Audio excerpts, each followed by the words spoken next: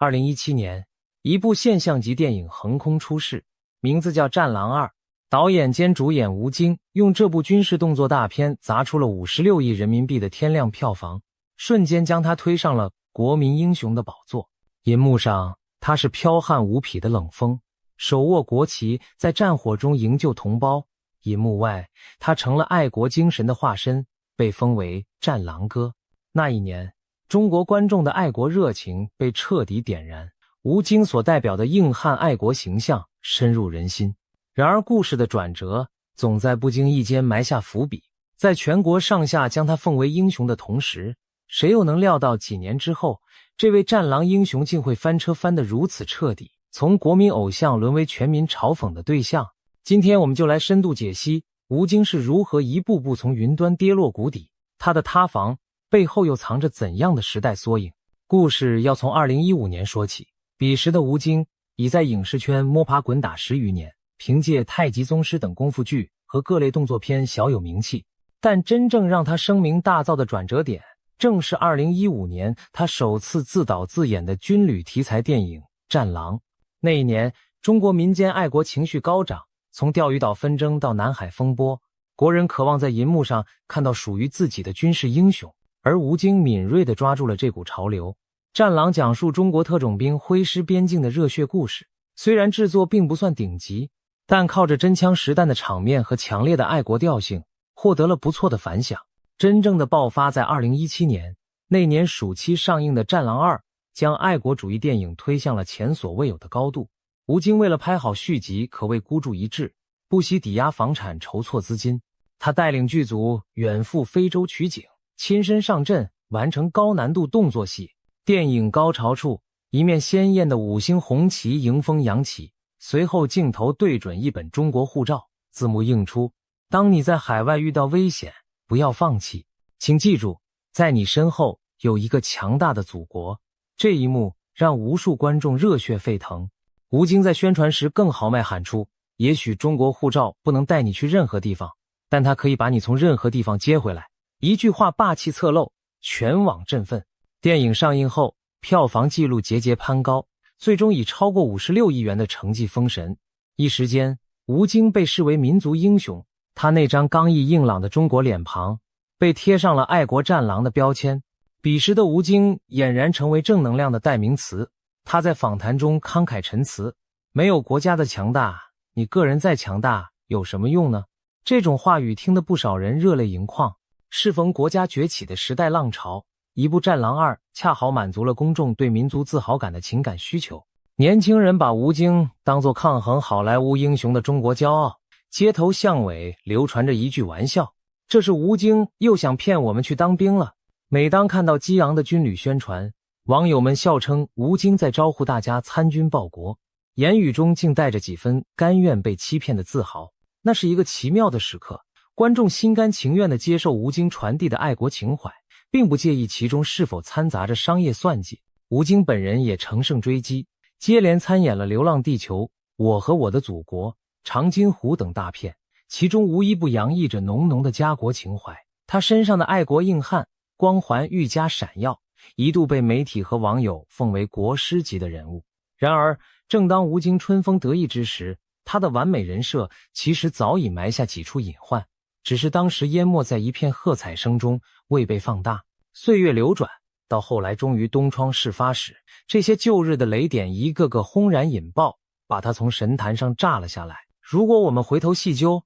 可以发现吴京的人气神话中暗藏着几个矛盾和争议。首先是言行不一的嫌疑。吴京卖力塑造自己的爱国商业形象，代言国产品牌，宣传民族自豪。然而2022年，他出席一个颁奖典礼时，兴奋之余掏出手机拍摄偶像刘德华，结果被眼尖的网友发现，他手上拿的竟然是苹果公司的 iPhone， 而非他所代言的国产中兴手机。此事一出，小粉红们大呼幻灭，战狼居然偷偷用美的手机，爱国偶像的人设瞬间出现裂纹。一些激进网友开始翻旧账，发现吴京微博上发帖也经常显示来自 iPhone 客户端。雪上加霜的是，接着又有人爆料他的儿子在就读高价的国际学校，平日穿戴的也是国外名牌。这些细节引发了舆论的猛烈抨击，质疑声纷至沓来，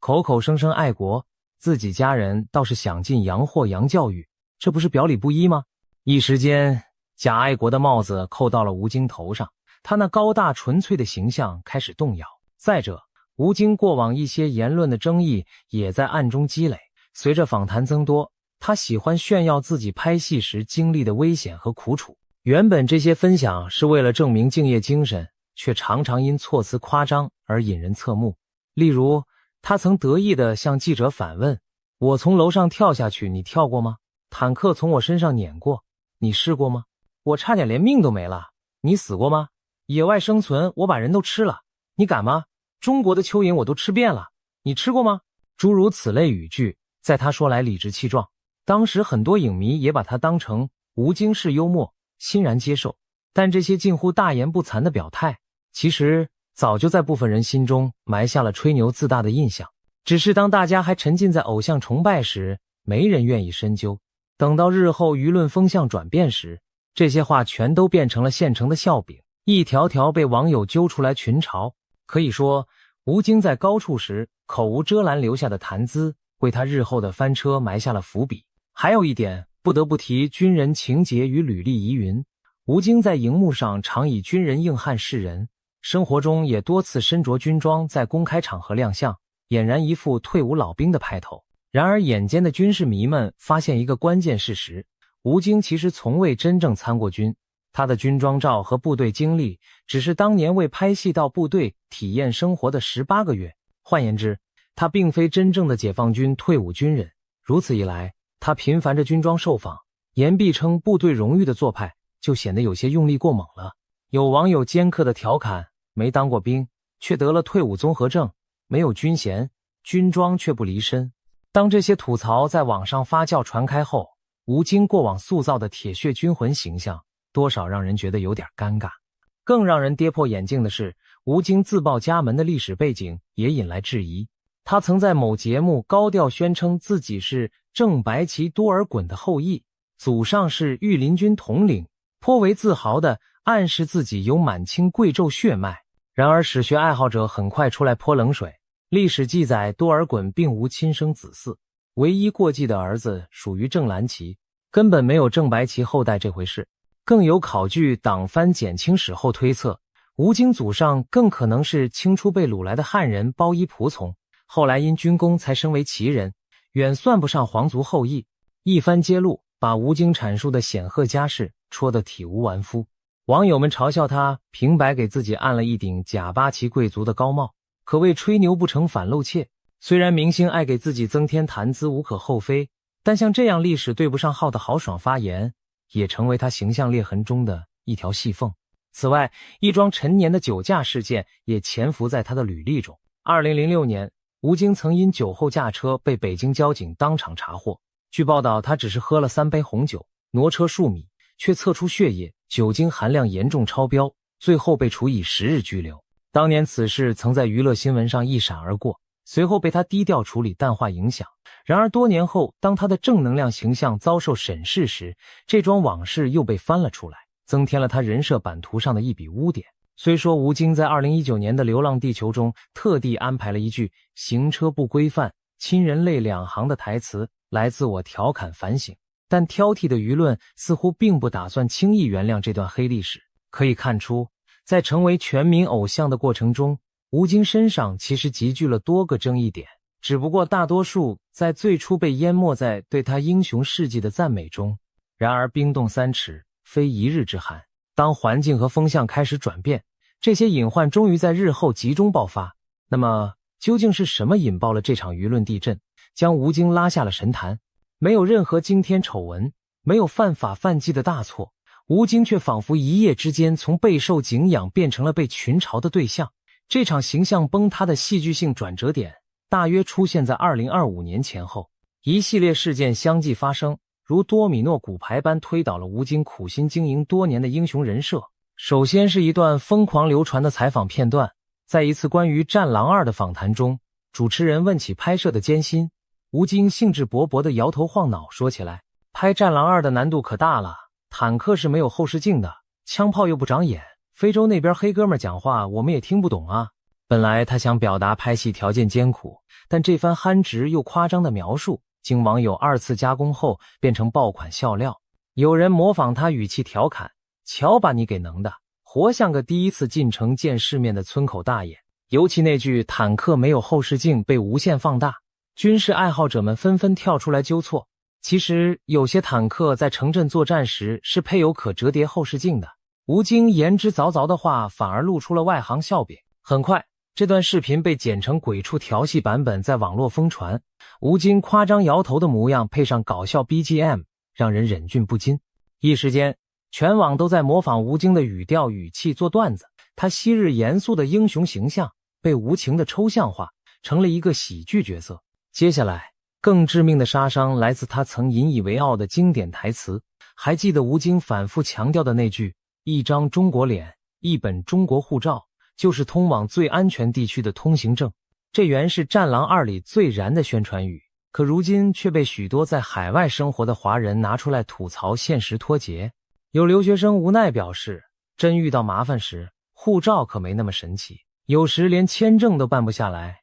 更别提安全通行证。事实上，在近年的全球局势中，中国护照并非免疫万难，海外同胞也曾面临各种困境。因此吴京当年的豪言壮语，如今被认为缺乏现实基础，听上去甚至有些可笑。尽管吴京事后解释说那是艺术化的表达，不应过真，但观众并不买账。从前仰望英雄时，许多人愿意相信这种激情台词，但当大家冷静下来审视现实，就发现这话未免过于理想主义。于是这句最安全通行证成了反讽金句，无数网友把它做成梗图，在各种论坛调侃传播。吴京本人也被贴上了高喊口号脱离现实的标签。网络群嘲的大潮说来就来，几乎没有给吴京留缓冲的时间。很快他那些早年吹嘘式的语录全集被翻了出来，成为2次创作的富矿。我跳过楼，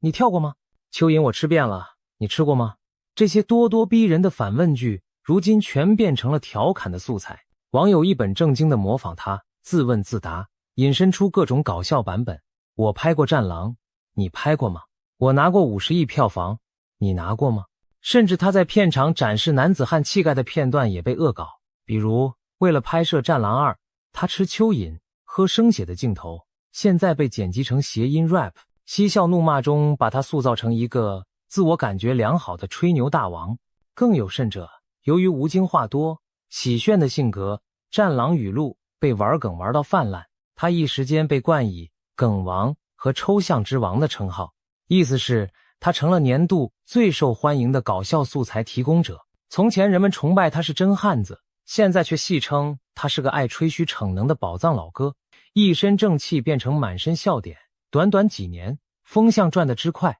让人不胜唏嘘。当然，引发网络嘲讽浪潮的不只是几句豪言与段子，压垮吴京英雄形象的最后一根稻草是他新电影的惨败与由此暴露出的现实情绪转变。2025年，吴京以出品人兼客串身份推出了一部新片《再见，坏蛋》，或许是想延续他钟爱的动作题材风格。这部电影打着热血惩恶的招牌上映了，然而观众并不买账。该片上映头3天票房仅20多万，排片率跌至 0.1%， 这样的冰点，影院空荡荡，门可罗雀。即便吴京亲自上阵在微博呼吁粉丝捧场，仍无济于事。上映6天，电影便草草撤档下线收场。如此凄惨的成绩，对于一位曾缔造票房传奇的王者而言，无疑是奇耻大辱。然而更让吴京心寒的是舆论的反应。以往他哪怕有小小失利，粉丝和媒体也会极力维护鼓励，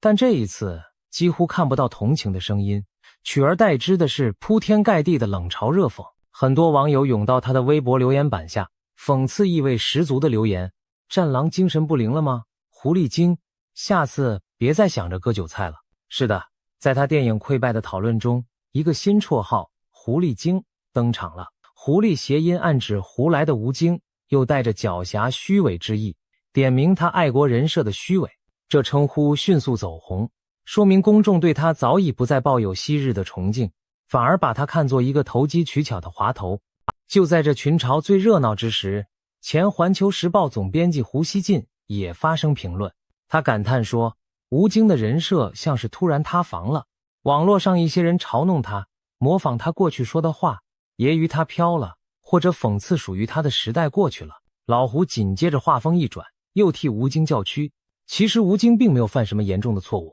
大家翻出来的多是他很久以前说的几句话，恶搞他而已。如果嘲讽过了头，在他没犯大错的情况下如此群起攻之，也未免不公正。他还安慰吴京要心态强大，面对流言蜚语不必过度在意。在胡锡进看来，吴京此次翻车更像是时势使然。他分析说，自《战狼2》爆红的这几年里，环境已经有了变化。当下不少年轻人就业困难，生活压力陡增，原本凝聚在战狼精神旗帜下的激情，被现实所冲淡了一部分。在这种情况下，人们对高高在上的英雄形象产生了审美疲劳，甚至开始反感那些高调宣传爱国主义的人和事。但胡编也强调，并不能因此断言爱国英雄主义过时了，爱国题材的影片今后依然有市场，只是创作者需要与时俱进，拍出更好的作品来，才能重新打动人心。他点出吴京的症结所在，这些年吴京的形象过度和爱国英雄绑定，戏路过窄，这本身就有风险。如果他能寻求更多元的角色，随着新一代观众口味调整表现手法，或许对自身发展更有利。胡锡进的这番话既是提醒，也是警示。事实上，吴京的塌房现象并非第一例，也并不出人意料。一些评论将其称为延迟塌房，意思是这种人设崩塌本来早晚会发生，只是延迟到现在才爆。类似的例子比如演员黄磊，早年以好丈夫好老师的形象著称，后来因为综艺中表现的爱说教，喜欢高高在上讲道理，被网友戏称凡尔赛中年大叔，最后也是口碑一落千丈。吴京和他颇有些相似，一开始凭借独特人设大获好感，却因长期高调示人引发反弹。吴京这位国民战狼之所以在2025年迎来集体吐槽，一方面当然与他自身的言行不当、形象过于单一有关，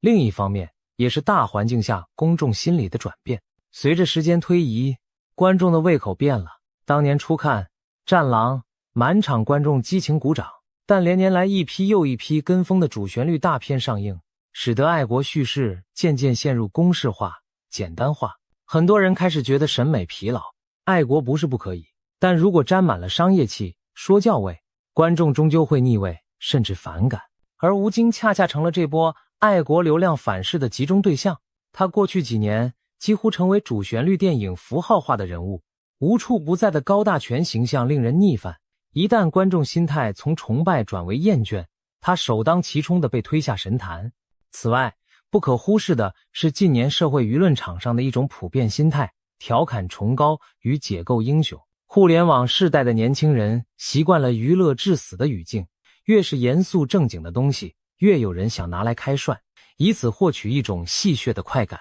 吴京无疑曾是严肃崇高的代表人物，他满腔热血、苦大仇深地宣讲爱国情怀，但对压力重重的年轻一代来说，这碗鸡汤突然就不好喝了。他们甚至反过来觉得自己曾经被这些主旋律给煽动或收割了情绪，如今回头看，难免有种上当受骗的荒唐感。于是用戏谑和吐槽来发泄心中的不满，成了某种流行风潮。把昔日英雄拉下来调侃一番，仿佛也是对现实不如意的一种出口转移。既然你端着架子给我讲大道理，那我就偏要接你的短，让你也出糗。这种心理在网络上颇具代表性。吴京的崩塌带有一定的象征意义，它象征着过去几年那股狂热民族主义宣传在部分群体中遇冷，象征着年轻一代话语权的转移，他们更愿意以自己的方式审视偶像和价值观，而不再盲从官方塑造的英雄。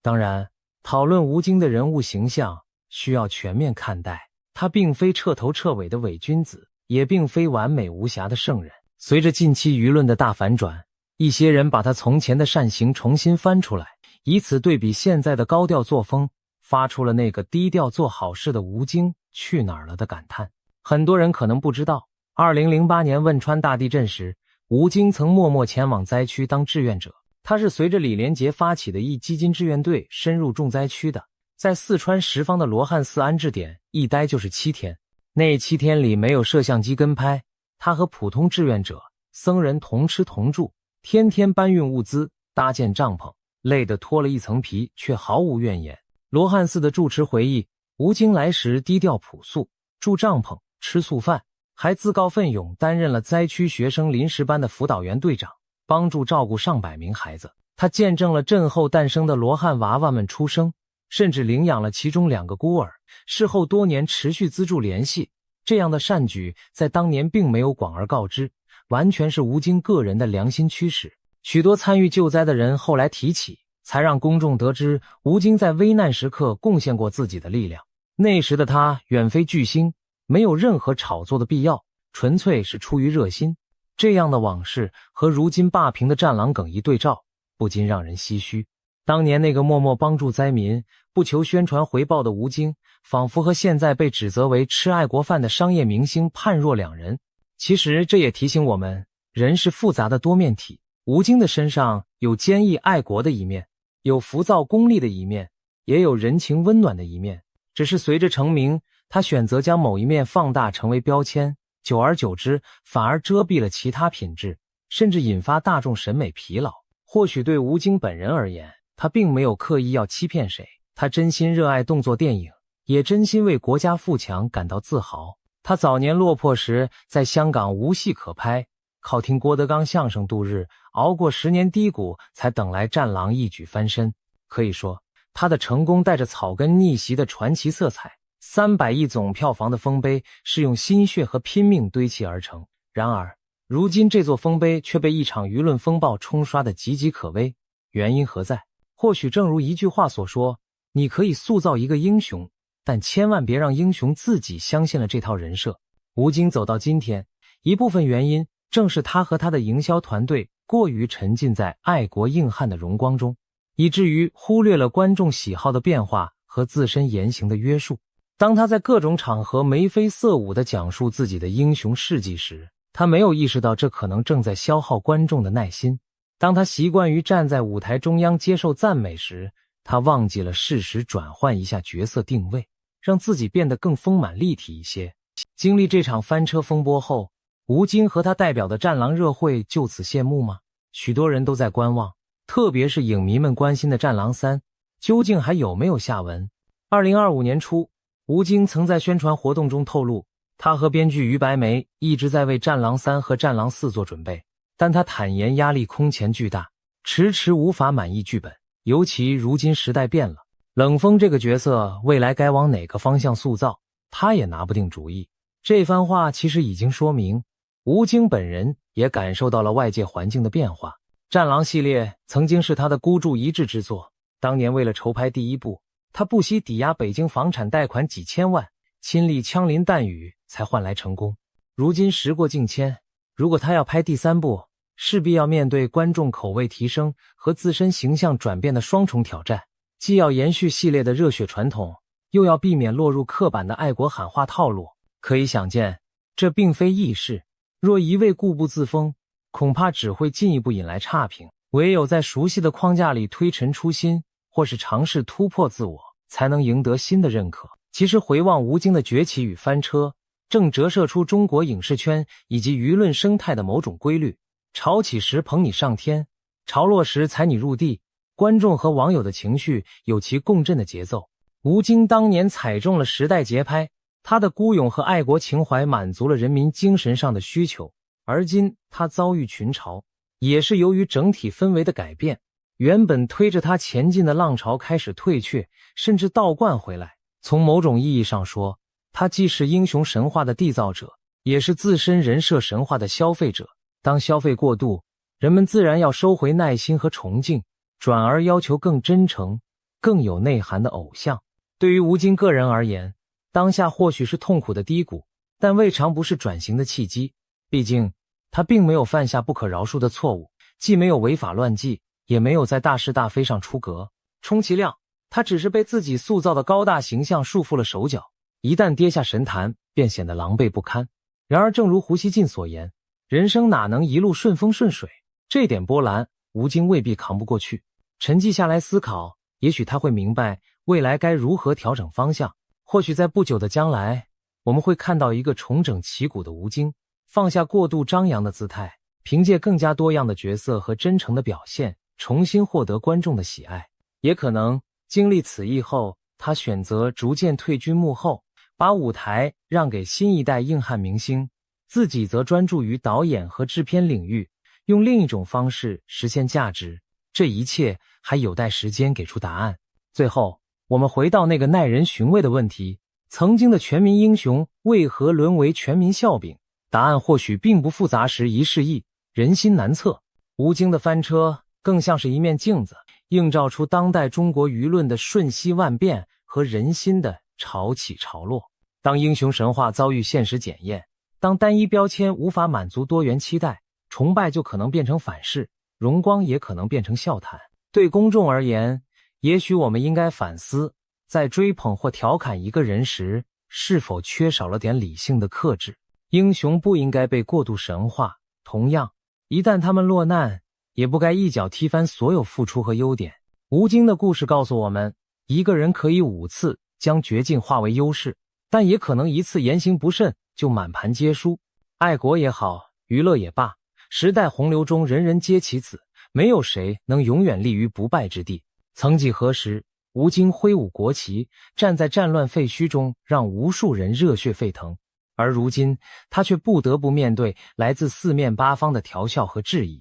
战狼不再神勇，反而变成了网友茶余饭后的谈资。也许多年以后回头再看，这段插曲不过是他演绎长河中的一朵浪花，但眼下它真切地发生了，并给我们上了一课：没有谁的人设永远牢不可破，潮水退去时才能看清谁在裸泳。对吴京而言，这次翻车或许让他认清了一些现实，放下了一些执念。如果他能从中吸取教训，未来用更成熟低调的姿态示人，那么观众也并非铁石心肠，或会再次为他鼓掌。毕竟，那个用生命拍戏为我们带来热血与感动的汉子，依然是真实存在过的。只是现在，他需要一段时间走下神坛，重新出发。让我们拭目以待，这只跌倒的战狼能否卷土重来，再次找到属于自己的位置。